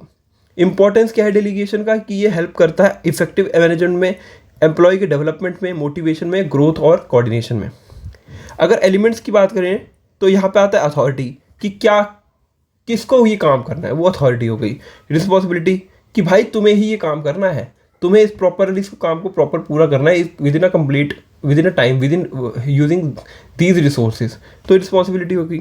और अकाउंटेबिलिटी का मतलब भाई काम करने के बाद तुम काम उसका सही हुआ कि नहीं, वो भी जवाब वही देगा, ठीक है। अगर गलत काम हुआ तो भी रिस्पॉन्सिबिलिटी सीखी है, और सही काम हुआ तो भी अकाउंटेबिलिटी सीखी है, भाई उसने सही किया या नहीं किया। तो अकाउंटेबिलिटी इंप्लाई करती है being accountable to the final outcome. Difference क्या है between authority, responsibility and accountability का। So authority, responsibility and accountability, ठीक है। अगर मीनिंग की बात करें तो ये है राइट टू कमांड। रिस्पॉन्सिबिलिटी में मीनिंग की बात करें तो ये ऑब्लिगेशन है कि हमें वो टास्क परफॉर्म करना है। और अकाउंटेबिलिटी में कि जो हमने काम किया उसके लिए हम आंसरेबल हैं, अगर उसका आउटकम आया, ठीक है, तो भी, नहीं आया तो भी हम आंसरेबल हैं। ओरिजिन की बात करें तो अराइज करता है एक फॉर्मल पोजीशन से। रिस्पॉन्सिबिलिटी की बात करें तो अराइज करता है डेलीगेटेड पोजीशन अथॉरिटी से। और अकाउंटेबिलिटी की बात करें तो अराइज करता है फ्रॉम द रिस्पॉन्सिबिलिटी। डेलीगेशन की बात करें तो उसको डेलीगेट किया जा सकता है, इसको नहीं कर सकते डेलीगेट। रिस्पॉन्सिबिलिटी तो वही उसके ऊपर ही होगी ना जिसको अथॉरिटी होगी, और इसको भी डेलीगेट नहीं कर सकते क्योंकि जो काम करेगा उसी को अकाउंटेबिलिटी भी होगी। फ्लो की बात करें तो downward flow from superior to subordinate possible है। रिस्पॉन्सिबिलिटी में हमेशा अपवर्ड फ्लो होता है from the subordinate to superior, और इसके अंदर भी अपवर्ड फ्लो होता है from the subordinate to superior. Importance की बात करें हम अगर डेलीगेशन की, तो पहला इंपॉर्टेंस है रिडक्शन करता है एग्जीक्यूटिव वर्कलोड को, ठीक है, क्योंकि हम काम अपने डेलीगेट करेंगे तो हमारे पास कम काम आएगा, उनके पास भी, और काम डिवाइड भी हो जाएगा। तो कह सकते हैं कि रिडक्शन करता है वर्कलोड में। एम्प्लॉय के डेवलपमेंट में भी हेल्प करता है, क्योंकि एम्प्लॉय को ज़्यादा अपॉर्चुनिटीज़ मिलती है ताकि वो अपने टैलेंट को यूटिलाइज कर पाए, और अलाउ करता है कि वो अपने स्किल्स को बढ़ा पाए, जो उससे क्या होगा, उसको कॉम्प्लेक्स जो टास्क होंगे ना उनको करने में ईजी होगा। क्विक और बेटर डिसीजन जो है ईजी होता है, पॉसिबल होता है यहाँ पे, क्योंकि सबऑर्डिनेट जो होते हैं उनको सफिशिएंट अथॉरिटी होती है कि वो they need not to go to their superiors for taking decisions. क्योंकि रूटीन मैटर का काम है तो वो खुद भी कर सकते हैं, तो quick decision making possible easy होती है। हाई मोरल होता है सबॉर्डिनेट्स का, ठीक है, क्योंकि डेलीगेशन से क्या है, उनको अथॉरिटी मिल जाती है और वो अपॉर्चुनिटी मिल जाती है ताकि वो अपनी एफिशिएंसी को और कैपेसिटी को शो कर सके। अगर हम कोऑर्डिनेशन की बात करें तो एलिमेंट्स जो होते हैं डेलीगेशन के, उसमें अथॉरिटी भी आती है, रिस्पॉन्सिबिलिटी भी आती है, अकाउंटेबिलिटी भी आती है, जो कि हेल्प करती है डिफाइन करने में पावर, ड्यूटीज़ और आंसर देने में हेल्प करती है about the ability related to the various job positions, जो कि रिजल्ट करती है in developing and maintaining effective coordination. Okay, decentralisation की बात करें, देखो डिसेंट्रलाइजेशन और डेलीगेशन में एक डिफरेंस है, वो अभी आपको साथ में क्लियर हो जाएगा। डेलीगेशन तो हम क्या करते हैं, डेलीगेट करते हैं अपनी अथॉरिटी को, ठीक है, बट डिसेंट्रलाइजेशन अलग चीज़ है। डिसेंट्रलाइजेशन रिफर करता है सिस्टमेटिक एफर्ट्स, जिसे हम डेलीगेट करते हैं to the lowest level all authority except the one which can be exercised at the central points, यानी हम सारी की सारी अथॉरिटी को डेलीगेट कर देते हैं टू द लोवेस्ट लेवल, जो नीचे तक के लोग होते हैं उन तक को, ठीक है, डेलीगेट करते हैं अथॉरिटी, ठीक है, और कुछ ही पोजीशन जो होती हैं वो सेंट्रल पोजीशन के पास, सेंटर्स के पास होती हैं। डिसेंट्रलाइजेशन का मतलब होता है delegation of authority throughout all the levels of organisation, ठीक है, ये एम्पावर करती है लोअर लेवल्स को कि वो डिसीजन ले पाए regarding the problem they are facing without having to go to the upper levels. अगर अदर वर्ड्स में बात करें तो डिसीजन मेकिंग में क्या होता है, अथॉरिटी दी जाती है हर एम्प्लॉय को हर लेवल पे, और उसके depending on the job each one of them are handling, कि जो काम जो कर रहा है वो पर्सन को प्रॉपर उनको मिली हो अथॉरिटी उस काम को करने की। एक ऑर्गेनाइजेशन में जो क्या होता है ना, देखो सेंट्रलाइज्ड, एक ऑर्गेनाइजेशन सेंट्रलाइज होती है with the decision making authority is retained by the top level of the management. तो हम मान लो अगर कोई डिसीजन मेकिंग अथॉरिटी है वो सिर्फ सेंटर ऊपर सबसे ऊपर टॉप मैनेजमेंट के पास है, तो हम कहेंगे कि भाई ये तो सेंट्रलाइज है, ठीक है। हम इंडिया केस डिस्कस करते हैं कि इंडिया है, मान लो ये, ठीक है, जल्दी से मैं बना देता हूँ, ठीक है, अच्छा नहीं बना कोई नहीं, आप थोड़ा कंसिडर करना। मान लो इंडिया है, तो आपको पता है यहाँ पे दिल्ली है, ठीक है, यहाँ पे क्या है, यहाँ पे सेंट्रल गवर्नमेंट का कानून है, ठीक है, यूनियन गवर्नमेंट बैठती है, और बाकी के जो है डिफरेंट स्टेट्स हैं हमारी, तो उनके पास पे सीएम। मान लो अगर सारे डिसीजंस पीएम लेने लगे, सारे के सारे डिसीजन हर स्टेट के रिगार्डिंग, तो हम कहेंगे उसको सेंट्रलाइजेशन, ठीक है। और अगर सारे के सारे डिसीजन सीएम लेने लगे हर स्टेट के, तो हम कहेंगे उसको डिसेंट्रलाइजेशन, ठीक है। लेकिन अभी मान लो कौन सा प्रोसेस फॉलो करते हैं, यानी कुछ डिसीजंस पीएम लेते हैं, कुछ डिसीजंस सीएम लेते हैं रिगार्डिंग स्टेट्स, ठीक है। तो हम कह सकते हैं यहाँ पे mix of responsibility, authority and responsibility है, ठीक है। जैसे पंचायत जो होती हैं, पंचायत जो हम सुनते हैं, या अर्बन लोकल बॉडीज में एमसीडीज की बात करते हैं, ठीक है, हमारे टाउन्स में, तो ये होगा एक कह सकते हैं डिसेंट्रलाइजेशन, कि पावर का decentralisation from union government to state government to the division level to the village level, ठीक है, टू द डिस्ट्रिक्ट या ब्लॉक लेवल। तो ये कह सकते हैं कि डिसेंट्रलाइजेशन है, ठीक है। मान लो अगर हम इंपॉर्टेंस की बात करें डिसेंट्रलाइजेशन की, तो पहला तो है कि डेवलप करता है इनिशिएटिव अमंग द सबऑर्डिनेट्स, क्योंकि हेल्प करता है, प्रमोट करता है कॉन्फिडेंस, सेल्फ रिलायंस सबऑर्डिनेट में, और उनको फ्रीडम मिलती है कि वो ओन डिसीजंस ले पाएँ। डेवलप करता है managerial talent for the future, क्योंकि ट्रेनिंग जो है जो ऑर्गेनाइजेशन देती है वो एक्सपीरियंस गेन करता है उससे बंदा, ताकि वो प्रोजेक्ट्स को हैंडल कर पाए। इससे क्या होगा, उसका टैलेंट इंक्रीज होगा, ठीक है, एम्प्लॉयज़ का भी और मैनेजर्स का भी। क्विक डिसीजन लेने में हेल्प करता है, क्योंकि managerial decisions are taken all the level nearest to the point of action, जो हेल्प करते हैं उनको बेटर और क्विक डिसीजन लेने में। रिलीव करता है टॉप मैनेजमेंट को फ्रॉम फालतू के डिसीजन मेकिंग, ठीक है, फालतू डिसीजन नहीं लेने, डेली बेसिस पे डिसीजन लेने, वो नीचे डेलीगेट कर दिया, ठीक है, वो उससे काम से बचे रहते हैं। इसलिए तो डेलीगेशन ऑफ वर्क से क्या होगा, उनके डेली मैनेजमेंट जो जॉब्स होती हैं वो सबऑर्डिनेट्स को दे देते हैं, अपने नीचे वाले बंदों को। तो उससे क्या होगा, उनके पास इनफ टाइम होता है कि वो सुपीरियर्स के साथ मिलकर प्रायोरिटी जो है उस पर फोकस कर सके। ये फैसिलिटेट करते हैं ग्रोथ, ये अलाउ करते हैं डिपार्टमेंटल हेड्स को, एम्प्लॉयज़ को, कि वो परफॉर्म कर पाए बेस्ट पॉसिबल मैनर में, consider the aspect of their department, जो कि इन टर्न इंक्रीज करता है उनकी प्रोडक्टिविटी को, एफिशिएंसी को, और ग्रोथ में भी फैसिलिटेट करता है। बेटर कंट्रोल में भी हेल्प करता है, क्योंकि इवेल्युएशन होता है of the performance her possible level पे, जो कि रिजल्ट करता है complete control over all the other activities. अगर हम डिफरेंस की बात करें डेलीगेशन और डिसेंट्रलाइजेशन की, तो नेचर देखना तो ये है कंपलसरी एक्ट, और डिसेंट्रलाइजेशन एक ऑप्शनल पॉलिसी, करना है या नहीं करना, ठीक है, क्योंकि इसमें लोएस्ट लेवल तक भी हम डिसीजन मेकिंग को दे देते हैं कि हाँ आप कर सकते हो। ठीक है, फ्रीडम ऑफ एक्शन करें तो लेस फ्रीडम होती है डेलीगेशन में और यहाँ पे लेस कंट्रोल होता है ओवर द एग्जीक्यूटिव, तो क्योंकि ग्रेटर फ्रीडम होती है एक्शन लेने की। स्टेटस की बात करें तो डेलीगेशन में प्रोसेस जो है फॉलो करते हैं, फॉलो टू शेयर टास्क, ठीक है, लेकिन डिसेंट्रलाइजेशन में ये रिजल्ट करता है पॉलिसी डिसीजन में of the top management. Scope की बात करें तो डेलीगेशन का एक नैरो स्कोप है because it is limited to the superior और हिम सबॉर्डिनेट, ठीक है। और इसके अंदर जो डिसेंट्रलाइजेशन होता है यहाँ पे वाइड स्कोप होता है जो इंप्लाई करता है extension of delegation to the lowest level of management.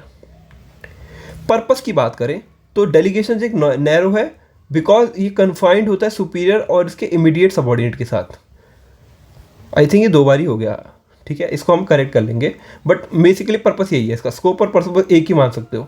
और ये इंक्रीज करता है रोल ऑफ सबॉर्डिनेट को ऑर्गेनाइजेशन में by giving them more authority. तो हमने ऑर्गेनाइजेशन वाले चैप्टर को अच्छे से डिस्कस कर लिया and now we will move towards staffing, ठीक है, ये है चैप्टर 6 स्टाफिंग। सो मीनिंग क्या है स्टाफिंग का, ठीक है। Staffing has been described as the managerial function of filling, keeping filled positions in the organisation structure. Staffing का बेसिकली मतलब लोगों को कैसे हायर करना है, ठीक है। ह्यूमन रिसोर्स डिपार्टमेंट का बेसिक काम होता है स्टाफिंग का, ठीक है। तो वो क्या करते हैं कि कौन सी पोजीशन के लिए किस बंदे को असाइन रोल पे एम्प्लॉय वो देना है, उसको वो देना है, हमें जॉब देनी है, ठीक है। तो बेसिक पर्पस होता है स्टाफिंग का। तो staffing is process of recruiting right people for the right job, ठीक है। इसका सिंपल डेफिनेशन है, is a process of recruiting right people for the right job. Importance बात करें स्टाफिंग की तो पहला है डिस्कवरिंग कॉम्पिटेंट पर्सनल, यानी कॉम्पिटेंट पर्सनल हो कि उस पोजीशन के लिए कॉम्पिटेंट है, उसके पास इनफ स्किल्स हैं, इनफ कैपेबल है वो काम करने के लिए। प्रॉपर स्टाफिंग जो हेल्प करती है डिस्कवर करने में obtaining competent personal for various job, high performance, क्योंकि ये प्रॉपर स्टाफिंग होगी तो इंश्योर करेगी हाई परफॉर्मेंस बिकॉज हम राइट पीपल को, राइट पर्सन को राइट जॉब पे प्लेस कर रहे हैं। Continuous growth of enterprise, proper staffing से क्या होगा, कंटिन्यूस सर्वाइवल होगा, ग्रोथ होगा एंटरप्राइज का। ऑप्टिमम यूटिलाइजेशन ऑफ रिसोर्सेज, ये प्रिवेंट करेगी अंडर यूटिलाइजेशन को और ओवर मैनिंग ऑफ पर्सनल को और रिड्यूस करेगी लेबर कॉस्ट को। ओवर मैनिंग का मतलब कि एक पोजीशन पे एक से ज़्यादा लोगों को हायर करने में, मतलब आइडेंटिफाई करने में हेल्प करेगी। हायर जॉब सेटिस्फैक्शन होगा क्योंकि मोरल ऑफ एम्प्लॉय ज़्यादा होगा यहाँ पे। Staffing as a part of human resource management, जैसे कि मैंने बोला स्टाफिंग है HRM का पार्ट है, ह्यूमन रिसोर्स मैनेजमेंट का। स्टाफिंग जो है फंक्शन करता है ह्यूमन एलिमेंट के साथ, प्ले करता है इंपॉर्टेंट रोल को in the success of an organisation. अगर एक ऑर्गेनाइजेशन की बात करें तो वो ग्रो होती है, उसके लोग ग्रो होते हैं, एम्प्लॉय होते हैं, इंक्रीज होती है, सेपरेट डिपार्टमेंट्स क्रिएट होते हैं जिसको हम कहेंगे ह्यूमन रिसोर्स डिपार्टमेंट इस फॉर्म, जो कंसिस्ट करता है स्पेशलिस्ट को, एक्सपर्ट्स को, जो डील करते हैं लोगों के साथ। ह्यूमन रिसोर्स मैनेजमेंट में जो है उसमें क्या क्या आता है, उसमें प्रोक्योरिंग आता है, डेवलपिंग आता है, मेंटेनिंग आता है, appraising competent and satisfied workforce, ताकि वो अचीव कर पाए अपने गोल्स को, ऑर्गेनाइजेशन को इफिशिएंटली एंड इफेक्टिवली। अगर प्रोसेस ऑफ स्टाफिंग की बात करें तो क्या है, पहला estimating the man power requirement, कितनी रिक्वायरमेंट है, कितने लोगों की रिक्वायरमेंट है, फिर है उसको हम रिक्रूट करेंगे, फिर सेलेक्ट करेंगे, जितने रिक्रूट करें उसमें से कितने लोगों को सेलेक्ट किया, फिर प्लेसमेंट देंगे, ठीक है उनको, फिर उनको ट्रेनिंग देंगे, फिर उनको परफॉर्मेंस अप्रेजल करेंगे और उनका प्रमोशन और कैरियर के रिलेटेड बात करेंगे, ठीक है। अगर एस्टिमेटिंग मैन पावर की बात करें तो ड्राफ्ट करना वर्कफोर्स की रिक्वायरमेंट्स को किसी भी ऑर्गेनाइजेशन में, उनकी जॉब रिलेटेड एक्टिविटीज़ को डिफाइन करना, उनके recruiting personal with specific skill set, knowledge, qualification और एक्सपीरियंस को देखना। तो वर्कफोर्स एनालिसिस जो है वो क्या करता है, एंटरप्राइज को अनेबल करता है कि वो एक्सेस कर pile number and type of employees जो कि नेसेसरी या रिक्वायर्ड है उस काम को कंप्लीट करने के लिए। ये हेल्प करता है डिटरमाइन करने में क्या एंटरप्राइज ओवरसेट स्टाफ तो नहीं है, ज़्यादा लोग काम तो नहीं कर रहे या कम लोग तो काम नहीं कर रहे, और उनको एनेबल करता है ऑर्गेनाइजेशन को तो कि वो नेसेसरी स्टेप ले पाए ताकि वो करेक्टिव यानी सही स्टेप्स ले। अगर रिक्रूटमेंट की बात करें तो रिक्रूटमेंट को हम कह सकते हैं एक प्रोसेस है जहाँ पे लोगों को हम सर्च करते हैं, पर्सपेक्टिव एम्प्लॉयज़ को, और स्टिमुलेट करते हैं कि वो अप्लाई करें जॉब के लिए इन the organisation, like naukri.com, indeed.com। यहाँ पे वो अपनी पोस्ट डालेंगे कि यहाँ पे भाई आप आके अप्लाई करो, और जब वहाँ से अप्लाई कर देंगे तो वही जो रिक्रूटमेंट जहाँ से कर रहे हैं उसी चीज़ को हम कहेंगे वो चीज़। बोथ इंटरनल और एक्सटर्नल सोर्सेज जो होते हैं उनको हम यूज़ कर सकते हैं फॉर सर्चिंग एम्प्लॉयज़। मान लो एक्सटर्नल सोर्स कौन से हो गए कि हमने किसी रिक्रूटमेंट ऐप से सर्च किया, या इंटरनल सोर्स हो गए कि हमारे जो एम्प्लॉयज़ काम कर रहे हैं हमारी ऑर्गेनाइजेशन में, हमने उनको बोल दिया कि भैया देखो हम इन पोजीशन पे इस बंदे की रिक्वायरमेंट है, तो अगर आपके पास कोई रेफरेंस में है तो आप भेज दीजिए, तो उसको कह सकते हैं हम इंटरनल सोर्स। फिर है सिलेक्शन। ये प्रोसेस है चूज करने का, अपॉइंट करने का राइट कैंडिडेट को फॉर द राइट जॉब एक ऑर्गेनाइजेशन में by conducting various exams, test या इंटरव्यूज। ये इंश्योर करता है organisation gets best candidate. Selection process enhance करता है सेल्फ एस्टीम को, प्रेस्टीज को ऑफ सेलेक्टेड कैंडिडेट्स। प्लेसमेंट और ओरिएंटेशन। ओरिएंटेशन क्या होता है? ये इंट्रोडक्शन होता है for the selected employee to other employees, ताकि वो फेमिलराइज हो पाएँ, घुल मिल पाएँ विद द रूल्स, रेगुलेशंस या पॉलिसीज। प्लेसमेंट जो है रेफर होता है एम्प्लॉय ऑक्यूपाइंग द पोजीशन और post for which the person has been selected. Training and development की बात करें तो सिस्टमेटिक ट्रेनिंग जो हेल्प करती है increasing the skills, knowledge of employees in doing their jobs through various methods. और development जो है इन्वॉल्व करता है ग्रोथ है फिर एम्प्लॉय हर एस्पेक्ट्स में, सच एज परफॉर्मेंस या नॉलेज में। परफॉर्मेंस अप्रेजल की बात करें तो ये इसका मीन्स था एवेल्युएटिंग एन एम्प्लॉयज करंट और past performance as against certain determined pre determined standards. एक एम्प्लॉय अगर ट्रेनिंग में गया तो उसकी परफॉर्मेंस इवेल्युएट करना पॉसिबल है। ये कंसर्न होता है कंटिन्यूस इवेल्युएशन के साथ of the performance of the employees in an organisation. अगर परफॉर्मेंस एंड कैरियर, प्रमोशन और कैरियर की बात करें तो प्रमोशन मीन्स क्या होता है? Place in a position increase responsibility.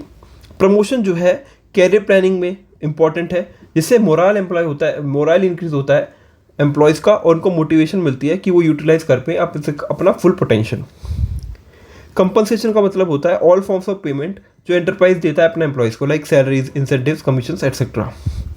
Recruitment की बात करें तो रिक्रूटमेंट को हम कह सकते हैं ये प्रोसेस है of searching for prospective employees और स्टिमुलेट करना कि वो अप्लाई कर पाएँ for the organisation. Source of recruitment है इंटरनल और source of recruitment. Internal sources refer to inviting candidates from within the organisation. Type की बात करें तो transfer, it involves the shifting of an employee from one job to another, from one department to another, from one shift to another. Promotions की बात करें तो it means placing an employ to a higher position या carrying higher responsibilities, prestige, facilities, pay. Advantages क्या होते हैं? Employees motivate होते हैं कि वो इंप्रूव कर पाएंगे अपनी परफॉर्मेंस को। इंटरनल रिक्रूटमेंट सिंप्लीफाई करता है प्रोसेस को, सिलेक्शन को, प्लेसमेंट को। कोई वेस्टेज ऑफ टाइम नहीं है, ठीक है, यहाँ पे अंदर के बंदे को ही ले लिया और ट्रेनिंग भी उसको पॉसिबल ईजिली दे पाएंगे। Filling jobs internally is cheaper. Limitation क्या है कि स्कोप जो है इंडक्शन का, फ्रेश टैलेंट का, वो रिड्यूस हो जाता है।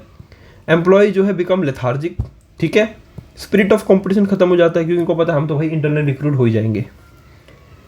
और फ्रीक्वेंट ट्रांसफर जो है एम्प्लॉयज़ के वो रिड्यूस करते हैं production of the organisation, productivity of the organisation. External sources की बात करें तो कैंडिडेट को जो हम एक्सटर्नल सोर्सेज हायर करते हैं by filling in the vacant job position, that इसको हम कहेंगे एक्सटर्नल रिक्रूटमेंट। कॉमन मेथड्स कौन कौन से हैं? पहले डायरेक्ट रिक्रूटमेंट, कि डायरेक्ट रिक्रूटमेंट नोटिस दिया जाता है, put on the notice board किसी भी एंटरप्राइज में, जिसमें डिटेल्स होती हैं स्पेसिफिक जॉब्स की। कैजुअल कॉलर्स की बात करते हैं तो यहाँ पे रेप्यूटेड बिजनेस ऑर्गेनाइजेशन होती हैं, वो डेटाबेस में चेक करती है of unsolicited applicants in their office, उस लिस्ट को स्क्रीन किया जाता है और बेस्ट कैंडिडेट को सेलेक्ट किया जाता है। एडवर्टाइजमेंट की बात करें तो एडवर्टाइजमेंट इधर मीडिया में दे दिया, ठीक है, कैंडिडेट्स का, जाकि हमें रिक्वायरमेंट है, न्यूज़पेपर में, इंटरनेट में, टेलीविजन पे। एम्प्लॉयमेंट एक्सचेंज, यानी employment exchange by run by the government is regarded as a good source of recruitment for unskilled and skilled operative jobs. Placement agencies या मैनेजमेंट कंसल्टेंट से करके, मान लो third party पे जो होते हैं या कंसल्टेंसी के थ्रू होते हैं, तो प्लेसमेंट एजेंसी जो है प्रोवाइड करती है नेशनवाइड सर्विसेज को, ताकि वो पर्सनल को मैच, डिमांड एंड सप्लाई कर पाएँ। कैंपस कंसल्टेंट की तरह भी होता है, यानी कॉलेज कैंपस में जाके करना। तो campus recruitment means recruitment of candidate directly from management technical institutions. Labour contractors, ठीक है, लेबर कॉन्ट्रैक्टर्स जो है मेंटेन करते हैं क्लोज कॉन्टैक्ट विद लेबरर्स और उनको प्रोवाइड करते हैं required number of unskilled workers at short notice. Advertising और टेलीविजन तो पता ही है। वेब पब्लिशिंग का मतलब वही हो सकता है कि हम वेब पे, इंटरनेट पे उसको डाल दें कि हमें ये रिक्रूटमेंट के लिए रिक्वायरमेंट है। या recommendation of employees. Applicant introduced by present employees or their friends, relatives, or provide a good source of recruitment. ठीक है, एडवांटेजेस की बात करें तो क्वालिफाइड पर्सनल है. ठीक है, by using external source recruitment of management can attract qualified and trend people. Wider choice available होती है, फ्रेश टैलेंट आता है और कॉम्पिटिटिव स्पिरिट के साथ आता है. ठीक है, लिमिटेशंस की बात करें तो डिससेटिस्फैक्शन होता है अमंग द एग्जिस्टिंग एम्प्लॉयज़, क्योंकि ये बाहर से लोगों को हायर कर रहे हैं, हमें ही नहीं मौका दे रहे. कॉस्टली प्रोसेस है थोड़ा सा और लेंथी प्रोसेस है. सिलेक्शन एक प्रोसेस होता है जहाँ पे आइडेंटिफाई करते हैं, चूज़ करते हैं बेस्ट कैंडिडेट को विद इन द ऑर्गेनाइजेशन और from outside most suitable person for the current position और for the future position. Process क्या है सिलेक्शन का, देखिए, प्राइमरी प्रीलिमिनरी स्क्रीनिंग होगी, फिर सिलेक्शन टेस्ट होगा, फिर एम्प्लॉय का इंटरव्यू होगा एम्प्लॉय का, फिर मेडिकल एग्जामिनेशन होगा, सिलेक्शन डिसीजन होगा, रेफरेंस एंड बैकग्राउंड चेक, फिर जॉब ऑफर एंड फिर एट द एंड कॉन्ट्रैक्ट दिया जाएगा एम्प्लॉयमेंट का. प्रीलिमिनरी स्क्रीनिंग में आता है मैनेजर एलिमिनेट करता है अनक्वालिफाइड और अनफिट जॉब सीकर्स को. सिलेक्शन टेस्ट में है कि इंटेलिजेंस टेस्ट होता है, aptitude test, personality test, trade test, interest test. ठीक है, काफ़ी तरीके से टेस्ट होते हैं. फिर एम्प्लॉयमेंट इंटरव्यू कह सकते हैं कि इन डेप्थ फॉर्मल कन्वर्सेशन होगी to find the suitability of the candidate, और से इन्फॉर्मेशन ज़्यादा जानने की कोशिश करेंगे. एक पिक्चर देंगे, accurate picture of the job with detail terms and conditions, और क्लैरिफाई करेंगे उसके डाउट को. रेफरेंस चेक करेंगे उसका. ठीक है, सिलेक्शन डिसीजन कैसा है उसका, मतलब सिलेक्शन डिसीजन जो चुने गए हैं उनमें से डिसाइड करेंगे किसको रखना है. जब चूज़ कर लेंगे फिर मेडिकल एग्जामिनेशन होगा उनका, फिजिकल एग्जामिनेशन, कि वो प्रॉपरली काम करने लायक हैं कि नहीं, मेंटली और फिजिकली फिट हैं कि नहीं. फिर जॉब ऑफर दिया जाएगा, यानी उसमें मेडिकल एग्जामिनेशन के बाद उनको फॉर्मली अपॉइंट किया जाएगा, उनको अपॉइंटमेंट लेटर दिया जाएगा. फिर कॉन्ट्रैक्ट ऑफ एम्प्लॉयमेंट, जॉब मिलने के बाद कैंडिडेट को एक्सेप्ट करना है कॉन्ट्रैक्ट ऑफ एम्प्लॉयमेंट. ठीक है, और यही सिलेक्शन का प्रोसेस है. उसके बाद सिलेक्शन कर लिया, अब क्या करेंगे, उनका ट्रेनिंग देंगे और उनको डेवलप करेंगे. तो ट्रेनिंग क्या है, एक एक्ट है इंक्रीज़ करना नॉलेज को, टेक्निकल स्किल्स को किसी भी एम्प्लॉय की, पर्टिकुलर जॉब कर रहा है एफिशिएंटली तो उनके बोथ एग्जिस्टिंग एम्प्लॉयज़ को और न्यू एम्प्लॉयज़ को, ताकि वो अपने जॉब के साथ एक्वेंटेड हो पाए और इंक्रीज़ कर पाए अपने जॉब रिलेटेड स्किल्स को. बेनिफिट्स क्या है ऑर्गेनाइजेशन के, सिस्टमेटिक लर्निंग होती है, वेस्टेज ऑफ एफर्ट्स वो लीड्स, मतलब सिस्टमेटिक लर्निंग होती है और lead to wastage of efforts and money. I think ये बेनिफिट, और ठीक है सॉरी, इंक्रीज़ करता है प्रोडक्टिविटी को और इंक्रीज़ करता है प्रॉफिट को. आई थिंक इसको सिस्टमेटिक लर्निंग होती है एंड लेड टू अनवेस्टेज ऑफ, मतलब वेस्टेज ना हो इसमें, ये गलत पॉइंट आया. I think wastage of efforts and money. Equip करता है फ्यूचर मैनेजर्स को और टू हैंडल एमरजेंसीज. इंक्रीज करता है एम्प्लॉय के मोराल को और एब्सेंटिज्म, यानी छुट्टी कम लेगा वो बंदा, ज़्यादा एब्सेंट नहीं रहेगा. इफेक्टिव रिस्पॉन्स और टू द चेंजिंग एनवायरनमेंट. और एम्प्लॉय के लिए क्या अच्छा होता है, better career opportunities, skills knowledge के लिए, higher earning leads to higher earning leads to higher earning. ये हायर लर्निंग है, higher learning leads to higher earning. ठीक है, अच्छे सीखोगे तो अच्छी कमाई भी करोगे. इम्प्रूव करता है एफिशिएंसी को इन हैंडलिंग मशीन्स. इम्प्रूव करता है satisfaction and the moral of employees. तो डेवलपमेंट की बात करें तो हमने अभी बात करी किसकी, हमें बात की ट्रेनिंग की. अब डेवलपमेंट क्या होता है, ये रेफर करता है लर्निंग ऑब्जेक्टिव्स को जो कि डिज़ाइन होते हैं, जो हेल्प करते हैं एम्प्लॉयज़ को ग्रो करने में. It covers not only those activities जो इंप्रूव करते हैं जॉब परफॉर्मेंस को, बट ऑल्सो दोज जो ब्रिंग करते हैं growth of the personality. Training जो है एक प्रोसेस है जिसमें इंक्रीज करते हैं नॉलेज और स्किल्स. ये अनेबल करता है एम्प्लॉय को to do the job better, और जॉब ओरिएंटेड प्रोसेस है. डेवलपमेंट जो है process of learning and growth है, और ये अनेबल करता है overall growth of the employee, और ये कैरियर ओरिएंटेड प्रोसेस है. ट्रेनिंग के मेथड्स होते हैं, पहला है ऑन द जॉब ट्रेनिंग, यानी बंदा आया उसको जॉब पे ही ट्रेनिंग दे रहे हैं. मेथड जो कि अप्लाई किए थे वर्क प्लेस पे, जहाँ पे एम्प्लॉय जो है एक्चुअली वर्क करता है. यहाँ पे अप्रेंटिसशिप प्रोग्राम होता है. यहाँ पे क्या होता है कि एम्प्लॉय को ट्रेनिंग में डाला जाता है under the guidance of master worker, और ट्रेनी जो है रिसीव करता है कुछ पैसे, ज़्यादा पैसे नहीं, परमानेंट नहीं होता, ये अप्रेंटिसशिप होता है, इंटर्नशिप कह सकते हैं. और लर्निंग लेता है और इन्जॉय कर सकते हैं, अर्निंग भी बाय लर्निंग. कोचिंग देते हैं इसको.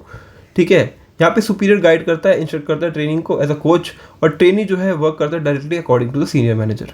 इंटर्नशिप ट्रेनिंग, यहाँ पे एजुकेशनल इंस्टीट्यूट से हम बंदे उठाते हैं, enters into a contract with business firms और कॉर्पोरेट, और प्रैक्टिकल नॉलेज प्रोवाइड कर देते स्टूडेंट को, और ताकि वो बिजनेस ऑर्गेनाइजेशन में अच्छे से काम कर पाए after gaining the practical exam experience. Job rotation, this kind of training जो इन्वॉल्व होती है shifting the training from one department to another और from one job to another. ठीक है। On the job training, off the job training की बात करते हैं। ठीक है, ऑफ द जॉब ट्रेनिंग क्या होता है? ये क्लासरूम लेक्चर की तरह होता है, यानी ट्रेनिंग के दौरान नहीं, ट्रेनिंग से पहले ट्रेनिंग मिल रही है, वो जो स्कूल्स या कॉलेजेस में मिलती है हमें। लेक्चर और कॉन्फ्रेंस के थ्रू, फिल्म दिखा के, या कोई केस स्टडी सॉल्व दिखा के, या कोई कंप्यूटर मॉडलिंग का चार्ट दिखा के बता सकते हैं। वेस्टिबल ट्रेनिंग को कैसे क्या होता है कि एम्प्लॉय लर्न करते हैं on the equipment they will be using, but training is conducted away from the actual work floor. यानी एक्चुअली में जो ट्रेनिंग हो रही है वो वर्क फ्लोर पे ना हो रही है, उससे दूर हो रही है। यानी हम अपने एक सीमित दायरे या एक एनवायरनमेंट क्रिएट कर रहे हैं और वहाँ पे उसको प्रैक्टिस कर रहे हैं। मान लो हम मॉक टेस्ट लगाते हैं, तो वो एक एक्चुअल एग्जाम में तो जाके नहीं लगा रहे ना, वो हम अपने इंस्टीट्यूट में या घर पे लगा रहे हैं मॉक टेस्ट। तो उससे क्या है, हम उस एनवायरनमेंट को क्रिएट कर रहे हैं। उसी तरीके से वेस्टिबल ट्रेनिंग कहते हैं इसको। और प्रोग्राम्ड इंस्ट्रक्शन होती है। तो ये मेथड इनकॉर्पोरेट करता है प्री अरेंज और प्रपोज एक्विजिशन, जिससे हम स्पेसिफिक गोल्स और जनरल नॉलेज को अचीव कर पाते हैं। ठीक है, तो हमने यहाँ पे हमने स्टाफिंग तक कंप्लीट कर लिया है, और ये हमारा जो अगला चैप्टर है, चैप्टर 7 जो कि है डायरेक्टिंग, वो हम नेक्स्ट वीडियो में कंप्लीट करेंगे। ठीक है, तो आई होप आपको वीडियो अच्छी लगी हो। और गाइस बहुत मेहनत लगती है वीडियोस को बनाने में, कंटेंट क्रिएट करने में।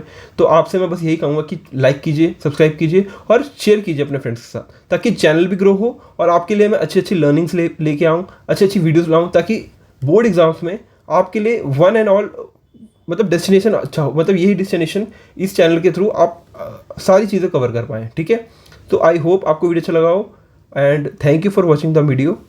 Thank you guys.